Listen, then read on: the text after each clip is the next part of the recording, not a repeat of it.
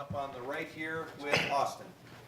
Chris, since you heard a bunch of those questions that Coach Meyer just got, are you feeling some of the devastation and disappointment that he mentioned? What are your emotions after last night and now? You're definitely devastated.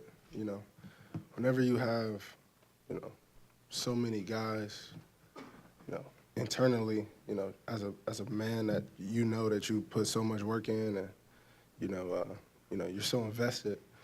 I mean, if you're not devastated, you probably didn't put the work in. So, for anyone that put in the type of work that we do, throughout the whole year and not get that call, you're definitely devastated. But at the same time, we still are so fortunate to be playing for so much, So you can't change it. So only thing to do is move forward. Can you describe what the last 12 hours or more were like for you guys when we saw you walk off the field and dancing and celebrating? And I imagine it couldn't have felt any better. And then 12:30 rolls around.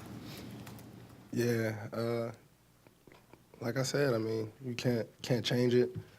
We can control what we can control, and we went up against the top 4 team in the nation and beat them.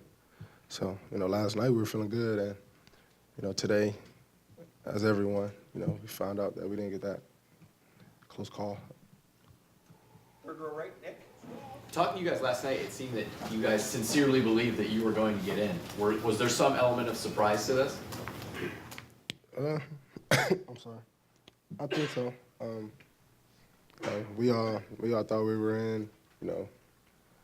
I think although we had those 2 losses, our wins. We can match those up with any team in the nation. So,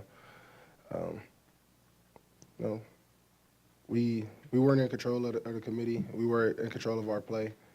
So, only thing we could do is go to work. The Iowa game was obviously held against you guys. So what would you say to people that said that they didn't get in because they lost by 31 points a month ago?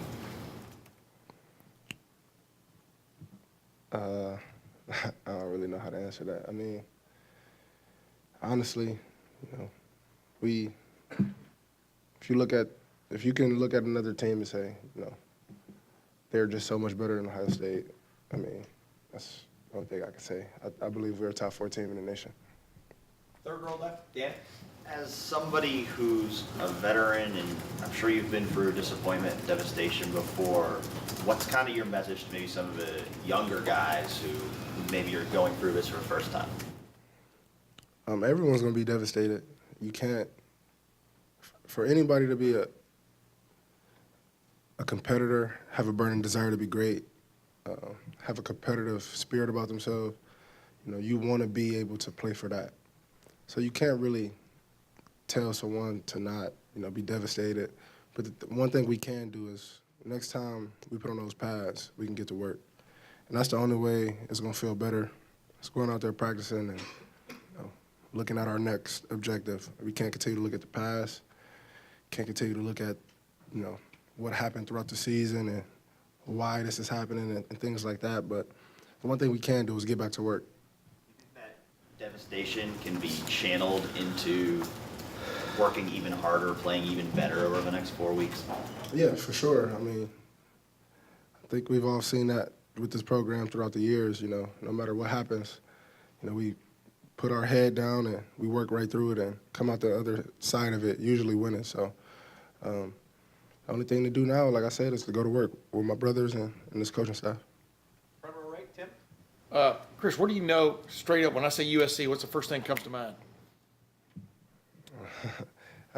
That's a traditionally rich program right there. Just like Ohio State. They've had some crazy guys come through there, and I actually remember the battles when I was younger and just watching them play. Watching some of the guys that I know play in those games and things like that. It's gonna be fun. Sam Darnold. There's a name that I would think their quarterback, Sam Darnold, comes to mind. Yeah, I actually didn't know who he was until last year when they played Penn State, because when you on different sides of the country for real, you don't really get to see guys play, But my first time actually watching a USC game last year was against Penn State, and he lit it up. So, you know, I got tremendous respect for him already. I'm pretty sure it's going to be, I'm going to have even more respect as I continue to watch film and things like that. I'm sorry. And continue to watch film on him, but you know, it's a tremendous talent.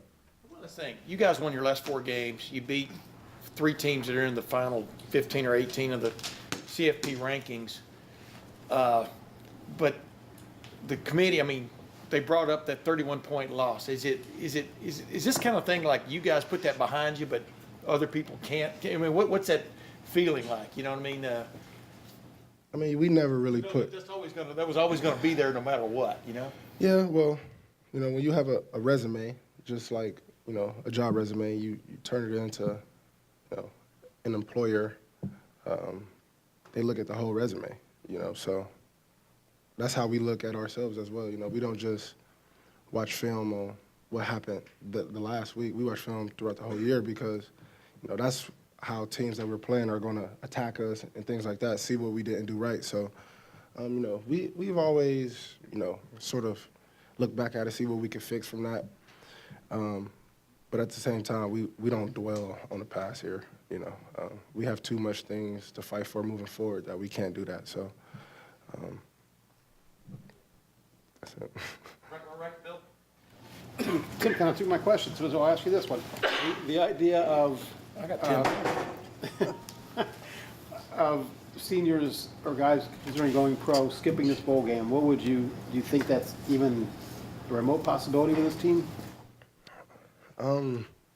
That kind of happened like last year with a few guys. I don't see any guys on this team doing that. The love for the brother here and the brotherhood, that's real. And another thing about it is, you know, we got a bunch of guys that love playing football, love the game, just to be around the game. To just think about a guy, you know, sort of saying, I'm going to take a step from a game. If he's not legit hurt, then I really doubt that will happen here. For people of my generation, Ohio State, USC, Rose Bowl is a huge deal. You're obviously a younger generation. Do you get a sense, though, do you get an appreciation for how big that kind of matchup can be, and just this could be the Rose Bowl kind of east a little bit? Yeah, for sure. It's crazy that, you know, I'm the younger generation. Everyone knows about Ohio State, USC, you know, and it's crazy, but, you know, at the same time, you know, there's going to be a team out there that's looking to show the world why they deserve to be in as well, you know. Penn State, USC sort of have the same resume as us, and I'm pretty sure that they feel that they had a case for the same situation. So there's going to be 2 teams out there battling, trying to get a Cotton Bowl championship. Second row right, Tony?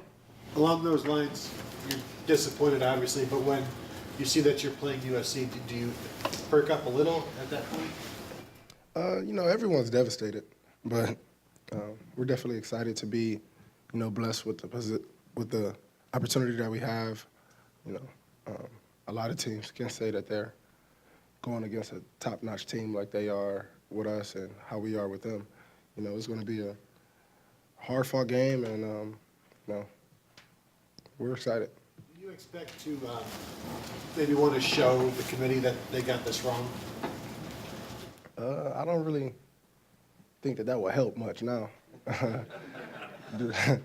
No matter how much if we do win, no matter how much one of the teams will win by, it's not gonna matter about, you know, the national championship game. So, you know, our season's gonna be over after this. So the biggest thing we could do is try to go out there and, you know, play for each other and get a ring for each other. You know, we can't go out there trying to please the committee and show them why or why not. The biggest thing we could just try to go out there and do is play hard, play how we know we can play. Last couple questions for Chris. David, third row right. What's it going to be like stepping back in that stadium where you won a national championship? What kind of memories would that bring back? It's going to be amazing. Going through that locker room again. You know, if you've ever been there, that's a crazy stadium, man. Jerry's World, man. And, you know, it's just a crazy experience. You know, as always, the Buckeye fan base travels well. you know, and it just seems like wherever we are, it's a home game for us. So I'm excited. And final question for Chris, Clay? Chris, you kind of covered it, but just what would it mean at 10, 15, 20 years to look back and say, hey, we beat Michigan, we beat Wisconsin for the Big Ten title, we beat USC on my way out? I mean, is that maybe the impact might be felt later on? I think it'll be felt right then and there. You know, to say that we beat those teams, I mean, just about no team, or just about every team in the nation, if they can beat those teams in 1 year, it's very tough to do. To beat all those teams in 1 year, you know, it's very, very, very hard to do. And just to know that we have that opportunity, you know, we're all blessed, and only thing we can do is thank the man upstairs. And final, I have one more. Oh, Chris, far left over here, Doug. Where were you when you watched the show and saw that happen? I actually didn't watch it. My dad was in the next room. If anybody know my dad, he the loudest at the game. So I actually, no, seriously, I turned my phone off and closed my door and put my headphones on. I was just listening to music because I knew everyone, before it even came on, everyone was texting and calling me, and I just wanted to get away from it, like sort of speak. I got in at 4 last night and woke up at 9 because of my dog, believe it or not. So I was tired, and I just didn't feel like dealing with those emotions at the time.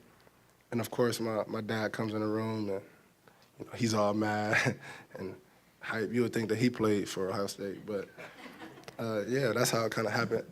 And how did you feel then when your dad comes in? You know, he's a firecracker, so I was just trying to tell him, like, relax. You know, we're going to be in a good position, we're going to be in a good game, and we're going to go against a great team. So, you know, the biggest thing in situations like this, a lot of people, you know, they harp on the negatives, but they don't realize, you know, the blessings that God has put in front of them. So, you know, I was just trying to get him to realize, you know, he's blessed, his son is blessed to be in this position, and, you know, whatever comes out the other side of it, you know, only thing we can do is fight. Chris, thank you very much. No problem. You sound like the dad, man.